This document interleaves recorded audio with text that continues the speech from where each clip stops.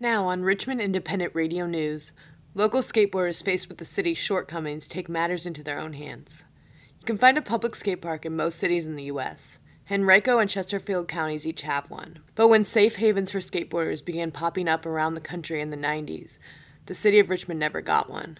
Local skateboarders use Richmond streets or build ramps in their backyards, but one longtime skateboarder, Patrick Lowery, decided to tackle a larger project.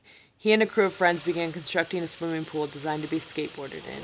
It's the dream of every 16-year-old. In his 25 years of skating, Lowery has traveled and seen what other cities have to offer. He said he decided to build a pool because Richmond's never had one. I don't know. I figure this is the only way it's going to happen. Every time we ask the city, they don't do anything, so we did it. The planning for the 8-foot-deep kidney-shaped pool began 6 months ago after Lowery bought a house in Southside Richmond. So far, 40 or 50 people have contributed man-hours to the project, which he said ultimately will include a wide array of skatable concrete structures. I mean, just everywhere. Tons of little towns all over the country in the middle of nowhere. They got concrete skate parks. Richmond, nothing. Which is why he said local skateboarders have been willing to put thousands of man-hours digging out dirt and installing rebar. Lowery said often ramps and other items built to skate have been taken out of local parks, but he said his project is different. I got permits. The city gave me permits to build a swimming pool. They can't really, I mean, how mad can they get about what I do in it when doesn't have water in it? Lowery's pool won't fill the niche a public skate park would. You wouldn't necessarily want to bring your child to the DIY park to try skateboarding for the first time. But he said it will be more open than several private spots tucked throughout the city. Pretty much anyone that skates around Richmond is going to be, welcome if they at least know me or a friend or approach it in the right way. So far, Lowery has spent $7,000, but the pool will cost about $5,000 more before it is complete. He used his first-time homebuyer's credit to get the project started, but it is running short on cash and there's still much to be done. Lowery said. Now we have a page on Kickstarter trying to raise money, and I'm going to be selling t-shirts and stuff, just trying to raise the rest, hopefully not paying it out of pocket because I don't have it in my pocket.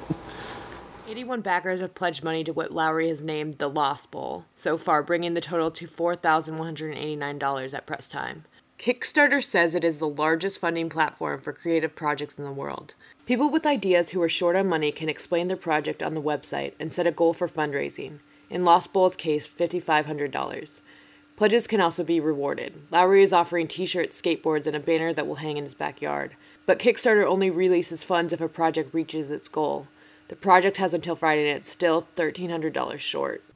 James Wainscott has been skateboarding in Richmond for over 20 years and has been working on the DIY skate park since the project's inception. He said it didn't seem like the city of Richmond was interested in building a skate park, and skateboarders are burnt out on waiting for the city to come around. So you might as well do it yourself and make it the way you would want it, and have it turn out exactly the way it's supposed to in a lot quicker time, We've only been working on it for 2 months. And even though going into it, we didn't really know a lot about it, we were able to pull a lot of knowledge off the internet and from friends and stuff that had done stuff like this before. And it looks like it's turning out pretty good. Guy Maury Blankenship IV, co-owner of local skate shop Dominion, has put in some time shoveling dirt at Lost Bowl. Blankenship has been part of a push for a public skate park, but has had little success.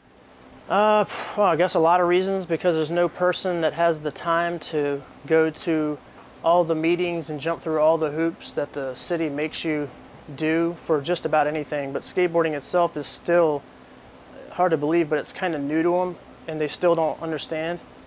And I think that they're more focused on keeping the city conservative, brick, cobblestone, instead of doing anything remotely new, which is a shame.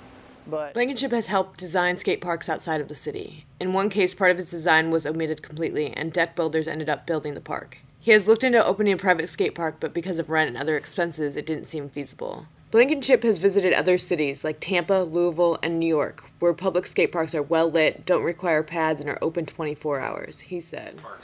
Other cities are more with it, I think. It's not like I'm trying to say anything bad about the city. I mean, this is our city. I'm super psyched on it. I like the way everything is around here except the one thing.